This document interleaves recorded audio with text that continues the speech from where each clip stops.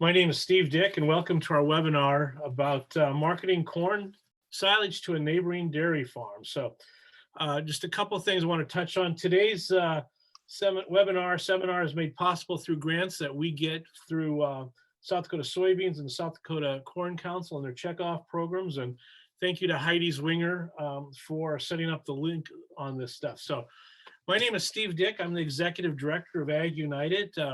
We're a coalition of 7 farm organizations. You probably saw them scrolling on the screen before we started here. Speaking about corn silage, I'm just going to share a very brief story about corn silage on our own farm in McCook County. Silage chopping season was always a very exciting time because as a kid growing up in the 60s, there'd be a crew that would come in with 5-6 guys. They'd come in with a pull-type cutter, 3 small trucks, and a blower. And it would take them 3 days to cut 30 acres. And my mom would run around like a chicken with her head cut off, feeding that many people dinner every day, plus lunch, morning and afternoon. So in the 70s and the 80s, my father thought it'd be better if we did it ourselves. So it would take us a week to cut 30 acres, which it used to take 4 days with a custom crew, and we didn't eat as well. Now at our small farm, we have a custom crew of 4 guys come in. It takes them about an hour and 45 minutes to cut 15 plus acres, 300 ton, and I don't even have to show up. All I have to do is show up to cover the pile. So, silage chopping has changed over the years. So has the marketing opportunities for corn farmers. So, and one of the big changes has been with the dairy industry. So in 2013, we had about 272 dairy farms with about 92,000 cows. Now we have about 165 dairies in the state with 150,000 cows, and that number continues to grow. As larger dairies are moving in, relocating to South Dakota, the vast majority of these guys don't want to deal with planting corn and harvesting corn. So they're not into row crops. They're into taking care of their cows. So that's why we put together this brief informational webinar today. And today we have Mike Cypher with Cypher Dairy Consulting out of Hartford. Mike works with dairy farms that range from 60 cows to 6,000 cows on all aspects of running their dairy. And then on the other side of the issue, we have Jeff Thompson. Jeff is a corn and soybean farmer from the Colton area who markets some of his corn to a neighboring large dairy, as well as some alfalfa. So we're going to start off with Mike with a presentation, and then we'll follow with Jeff giving a few comments. And then if you have any questions during the presentation, please submit them through the chat box on the Zoom link. And at 12:30, we will open it up to answer those questions. And if you have any questions after that, you can certainly answer them. And Mike and Jeff's contact information will be available on the screen. And certainly if you don't get it, we will certainly send it out to you if you let us know. So with that, I'm going to turn it over to Mike. And Mike, thank you for helping us out today. All right, thank you. All right, yeah, like Steve said, I'm Mike Cypher. I've been working with dairy farms on the financial side for over 25 years. And we won't get into that, but selling corn silage to dairies, it used to be a large dairy. When I was started, this was 500 cows. And of course, the average farm I work with is about 1,500. So it's changed quite a bit. So when we start talking corn silage to dairies, first thing you have to realize is how much silage does the dairy use. And a good rule of thumb is about 10 tons per cow. And when in doubt, figure they're going to use more than that. So if they got 1,000 cows, they're going to need 10,000 tons. Okay. And easy number, 20 tons, 500 acres. Okay, and you can do the multiples. Most rations in dairy animals nowadays are 50% forages or more. And of course, the forages are corn silage and usually haylage or dry hay. And then your corn silage often makes up 75% of that forage. I actually have some dairies that feed as high as 70 pounds of corn silage per day on Holsteins. So you will see quite a bit of variance, but the 10 tons is a good simple number. Types of agreements, there's several types of agreements. Silage agreements are usually based on 35% dry matter, 65% moisture.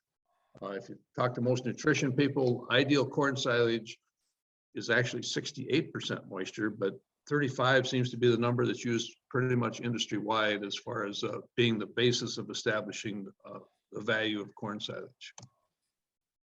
Different ways of selling them, price per bushel based on crop insurance, yield verification is probably the most common that I see. I've got like 5 or 6 dairies that buy a lot of corn silage. Another way is the price per ton based on corn yield, all ran across the scale at the dairy. Another was fairly common with a few dairies was a fixed price per acre, and which is kind of an interesting way to look at it, but they would establish the value of the corn on average. And of course, when you do the fixed price per acre, the dairy wants to make sure they're getting the good acres and not the junk acres, you know, with the sand streaks in it and all this kind of stuff, because it can add up really quickly. And I do have one client that they basically, when you look at what they're doing, they're actually subletting the acres from the grower. The grower does the work and is paid he basically charges custom rates for his work, you know, the planting, any tillage, and the dairy pays for the, you know, chemical applications and all that. And the grower is guaranteed a margin per acre, whatever they decide that is. And that, you know, of course, that's something that's going to vary, but the grower, for the most part, is guaranteed he's going to make money on that deal regardless. How are growers paid? Most payments at the end of harvest.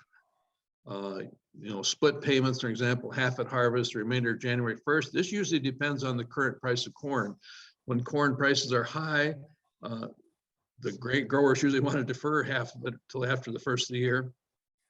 So that's more of a tax issue as much as anything. And then, of course, we do have growers that are paid on monthly basis.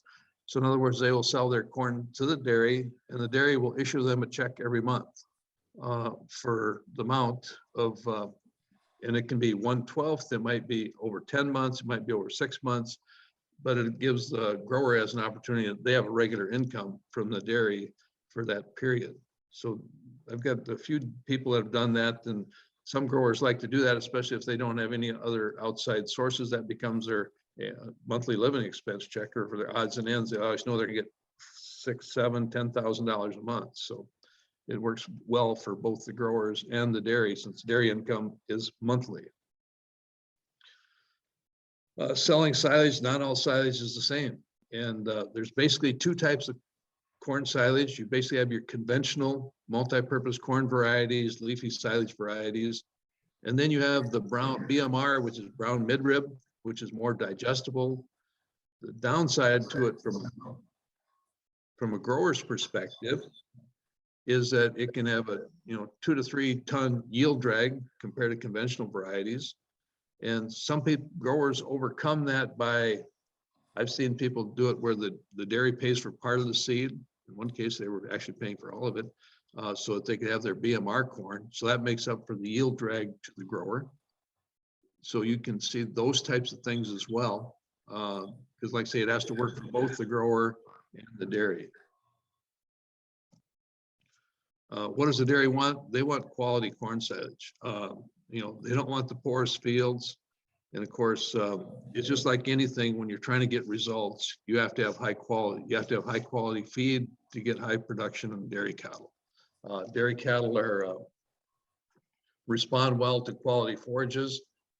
From a grower's perspective, yields can be from 18 to 28 tons, depending on the area that you live, the rainfall, the season. I've had one of my dairies to the east here, I know in southeast West Minnesota, they were running 30 tons to the acre on corn silage fairly consistently. So it can vary quite a bit as far as what your yield and results are. Let's see. Okay, how far away? Sometimes you get the question, how far is a dairy willing to go? Basically, you want it within 5 miles of the site normally. 5 miles also tends to be about as far as most manure applicators will go as far as hosing manure, because oftentimes, well, in the majority of the cases, there's usually manure sellback from buying corn silage. It's pretty common. And of course, the closer the better for all the parties involved, because Because you know, if you put miles on something, it costs more money to do that.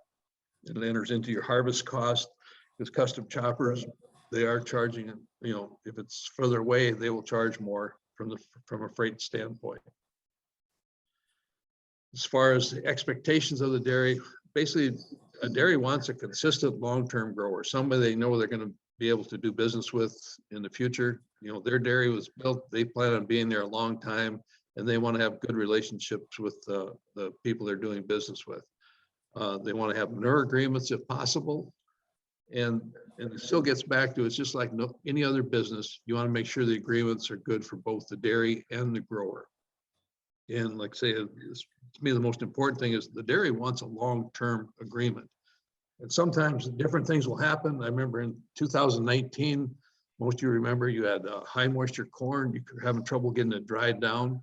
And I had one of my farms, they basically, their neighbor recognized his corn wasn't going to dry down like it should.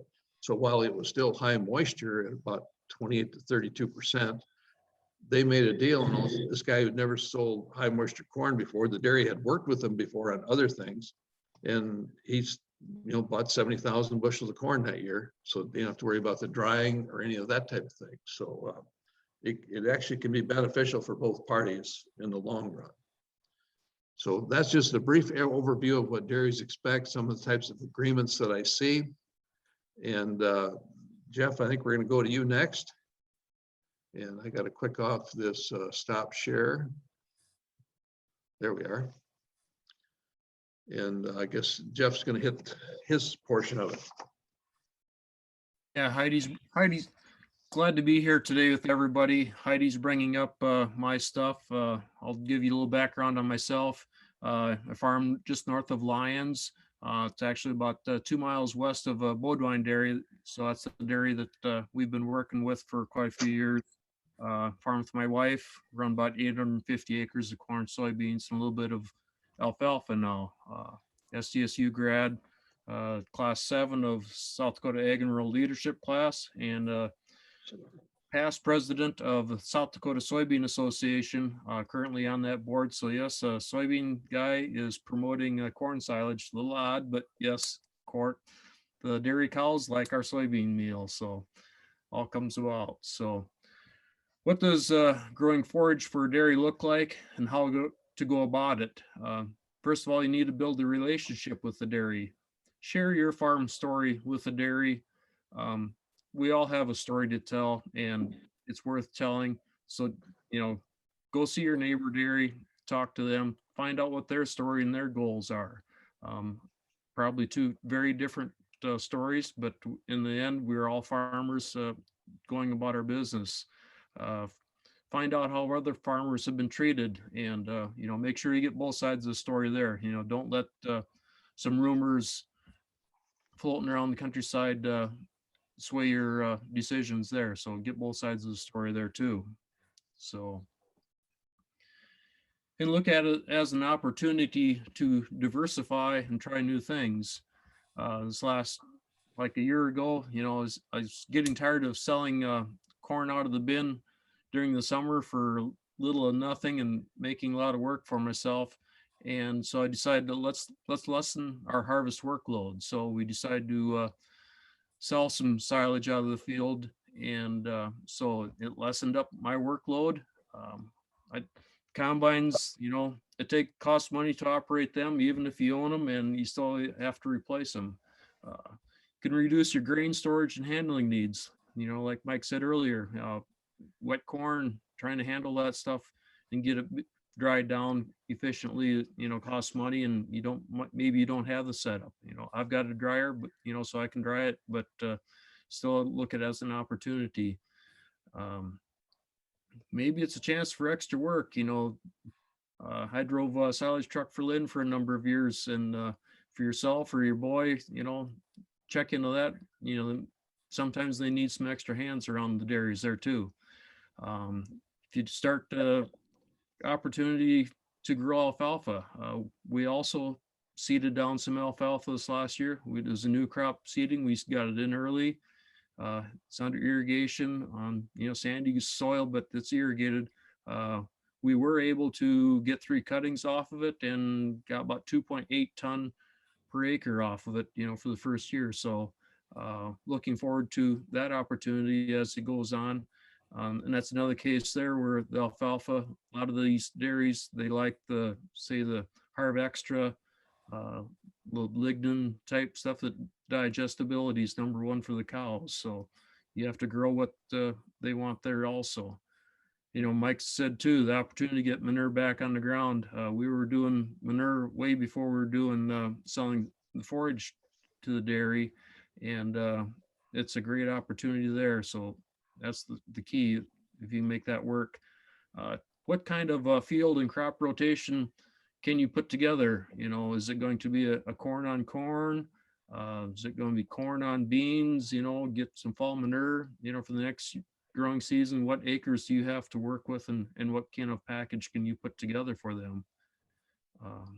Cover crops, for improving soil health, or whatever might be. If you get in and get some cereal rye seeded down after the choppers leave the field, get some crop cover.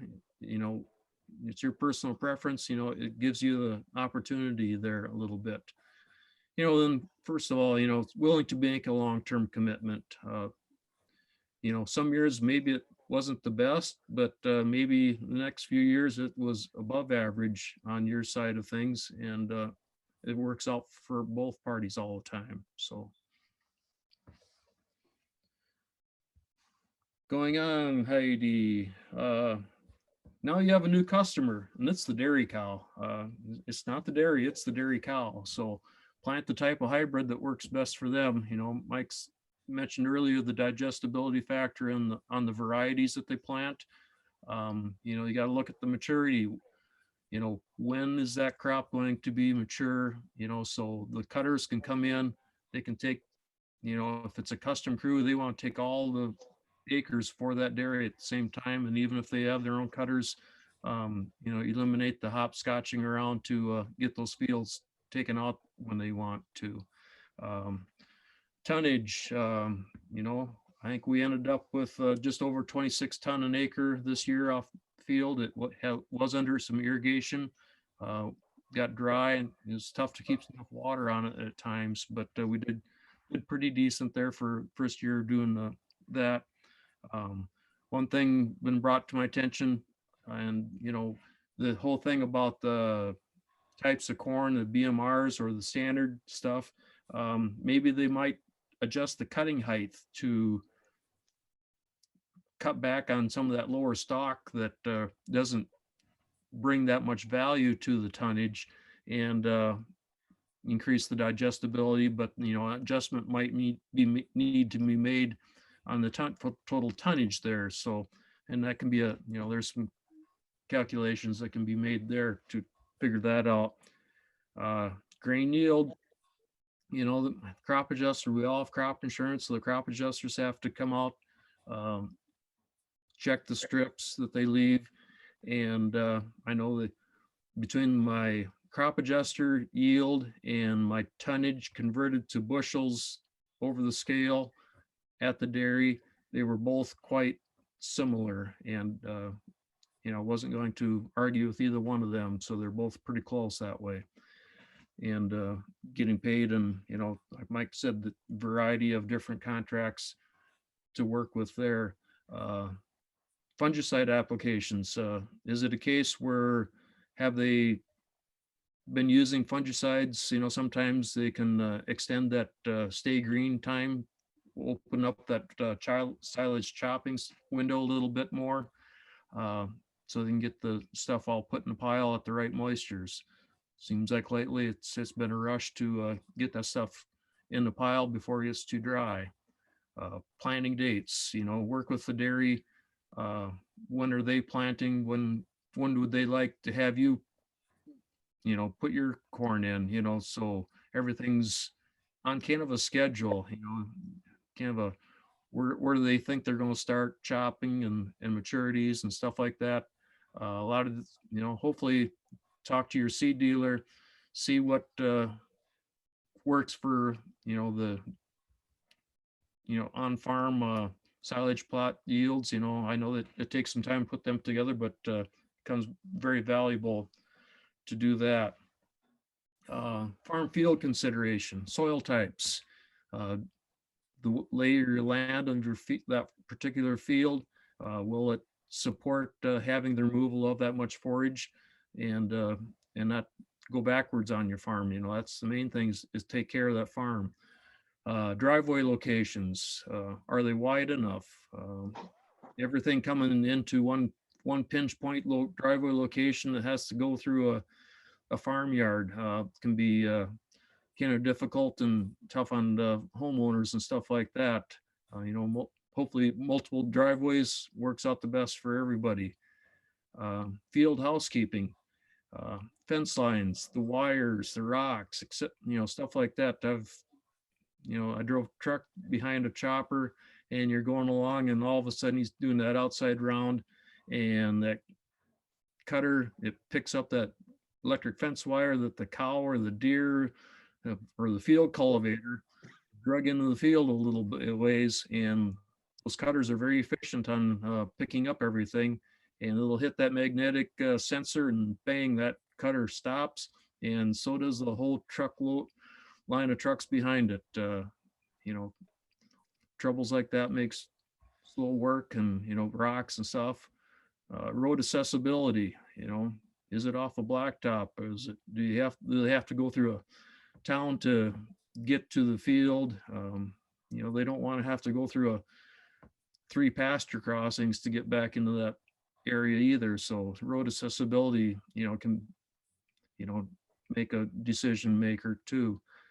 Field draw crossings, are the fields tiled and, so there's no washouts, we all know our fields. We can roll through a washout with the combine. We know it's coming. We can slow down. You get a guy in the cutter. It's a strange field. He's blasting along. He cannot see what's going down at the ground level hardly. And he's got a truck on his butt, trying to keep up with him. And they hit some of these field draw crossings that are washed out, bad things happen then. It's tough for everybody's situation. Inevitably, be prepared to deal with a wet, muddy chopping season. They don't like chopping, messing up the fields any more than you like seeing your fields messed up, but it's something, both parties will have to work through and deal with to get through, sessions like that. Manure smells like money. Yeah, it smells like money. It can make you money. We've had extremely good luck over the years, just in even a standard corn soybean rotation. We've got some pieces of ground we have not put any commercial fertilizer on for a number of years and getting good results all the way around. But, I've got a few fields that they pumped last fall. I don't have to wait for commercial fertilizer this spring. It's ready to go, work it, and get the planter out. The results are amazing. I know sometimes especially in the first year, you'll see where, maybe the applicator pattern didn't get quite perfect and there'll be a little gap, and you can pick out that gap in the corn, from driving by from the pickup window. And, the manure improves your soil health and it'll help your farm and results going down the road. So, with that, I say thank you, and we'll open it up for questions. All right. Thank you, Mike and Jeff. One thing I just wanted to mention that on March 30th, we will have a seminar, a webinar talking about manure application, getting manure from a large dairy or large hog operation. So one other thing that I forgot to mention before is that we have Marv Post on the webinar, and Marv is the president of the South Dakota Dairy Producers. He also serves as the vice president of Ag United. So Marv, welcome for being on. So I do believe I'm going to turn it over to Heidi now. And I see there's one question already came in to the group, and I think Heidi has some in the chat room as well. So Heidi, you want to, well, I guess I'll throw out the first question here while Heidi gets that. Okay, here is the very first question. What do you do if you can't come to an agreement with the dairy after the corn is in the pile? Okay, you want me to answer that one? Mike, go ahead. Well, first, that should have never happened. The agreements are set before the corn is chopped. You have to. And if you want a simple date to say, okay, the prices, with especially, probably this last fall was probably a prime example. Some of the guys that sold silage this last year didn't like the price they got, especially when the corn ran up to $5 this winter. Okay, a simple way to do it is, in the date that seems to work fairly well on average is like a December 1st date. We're going to set our price based on December 1st, based on this delivery point, whether it's a local ethanol plant, the local grain elevator, whatever it is. Because by the time you get to December, you pretty well know the USDA reports are in on production. You've got a good idea of kind of where the markets are going to be. And that's kind of becomes the agreed upon date. I have seen it also where people price their, particularly getting back to the monthly thing that I mentioned earlier, where that they actually price their silage monthly. So every month it's based on, like it's the Colton elevator price on the first of the month is what you get paid on for that month. And that's when they're doing the monthly thing. So then if the market does run up, that's a risk for the dairy. But of course, the dairy can offset that a little bit, by going out on futures options themselves to protect themselves a little bit there. So, but that's the way, like I said, you should never put corn into a pile without knowing what the agreed price is going to be or how it is going to be priced. Jeff, you got something on that? Yeah, there's just all kinds of different options, and I know I've been working with my dairy and yeah, he said, make up your mind when you want to price it and price it and let him know, and that's what will be marked down. He'll send me a text to record the data, and that's what it is. Okay, another question we have is addressing the chopping for a dairy, and the adjuster adjusted the crop at a certain amount, but when it was scaled at the dairy, the tonnage factor they used didn't add up to what the adjuster said the corn yield was. So in these cases, what do you do to make that right with the farmer? So I'm not sure who wants to tackle Here's that. a little clarification question. So they said, but did they get paid for the bushels? That'd be the question. Okay. Because the bushel, then you get into this, to the grain to stock ratio and all that kind of stuff. So the main thing is the farm needs to get paid for the bushels. Jeff? Yeah, or what moisture, there's a wet tonnage, on the scale, so what was the sheet, did they get it corrected back to the 65%, that you're converted back onto your bushels, or were they going, was it a sloppy wet 75% moisture silage cut? There's a difference there because of the water factor. So, Jeff, I know you said that this year, I think that you said it was very close what the adjuster came up with. Have you had years in the past that it didn't come out right, or this is your first year actually doing the corn silage? This was my first year of actually doing the corn silage. We've gotten manure from them for 10 or 15 years, but this year was the first year I looked at it as an opportunity, lessen my workload. As being able to do that, I was able to get him to come in and get manure, so I could rotate that back to corn again. It's an irrigated quarter, so then I was able to get them back on corn. And yeah, I should have grown soybeans for being the soybean guy, but I wanted to grow corn. So don't tell the soybean council that. Okay. So I'm not sure if we exactly answered that or not, but I guess part of it, you can go back to discussing that variance when you are doing those contracts prior to your planting season.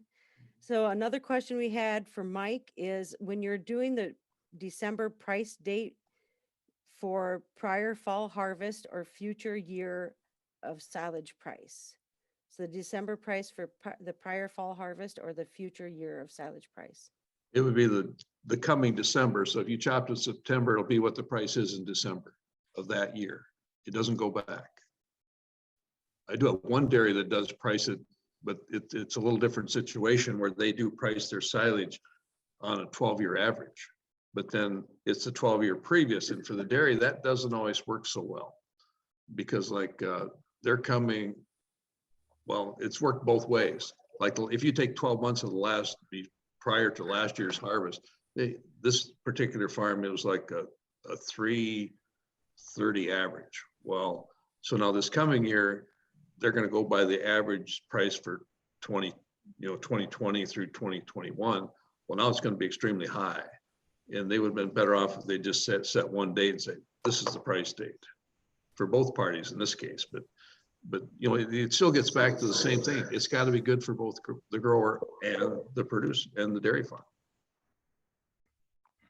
Yeah, because from us as corn growers, we all have the combine. It's in the shed, and we love to combine corn. So the pricing's got to be fair to both parties. Otherwise, yeah, the combine will come out of the shed and we'll take it. So it's got to be fair for both parties.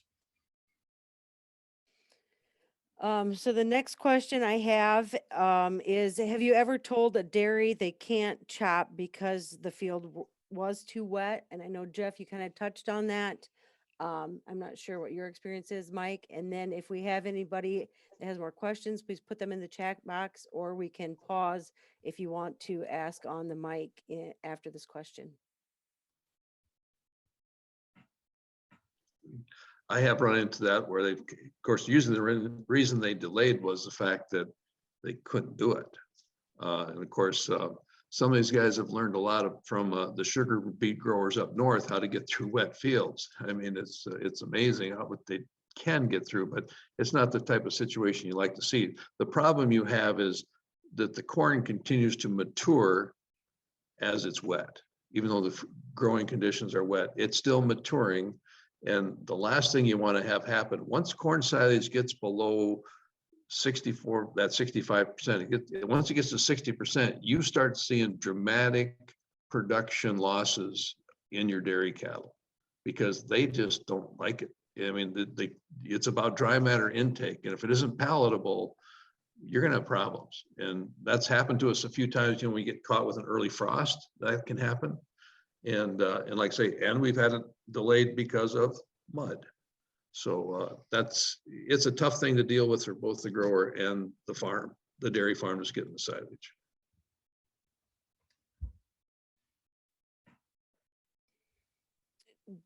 Jeff, would you recommend marketing all your corn through a dairy?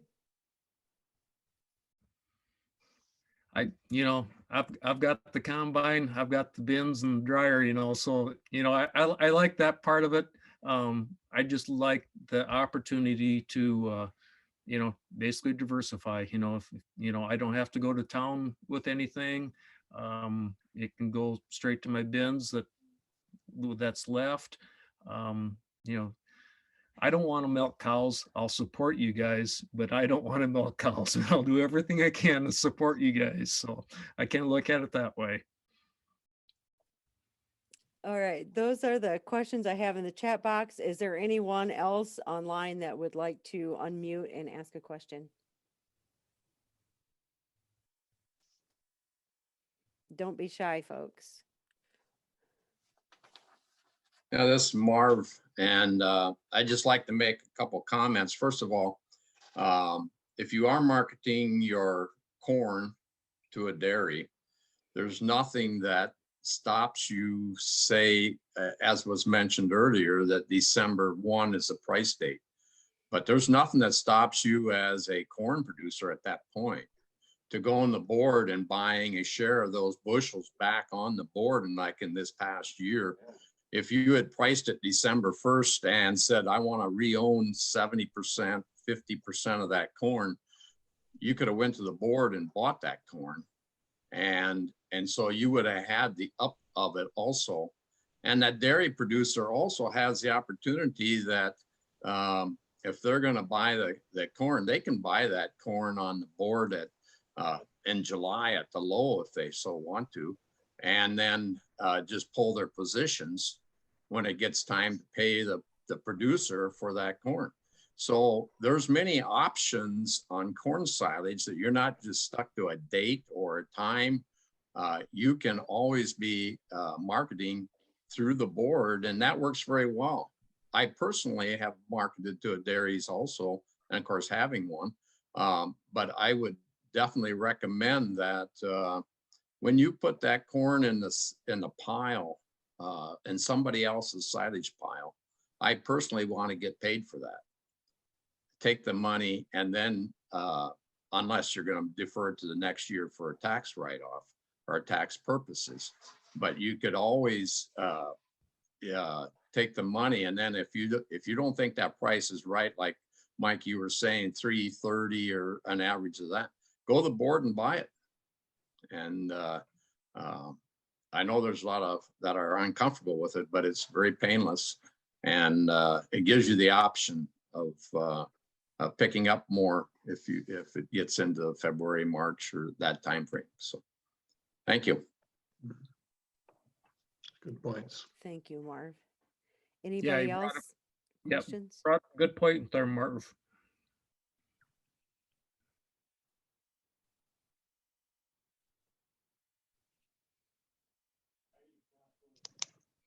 Okay, if we don't have any more questions, we will probably end early. So this is your last chance. We have some dropping off, and please remember, we have on the 30th, we are doing the second piece of this, the manure webinar, with Ben Stout from A1 Ag Solutions and Kurt Turner from Ag Genesis.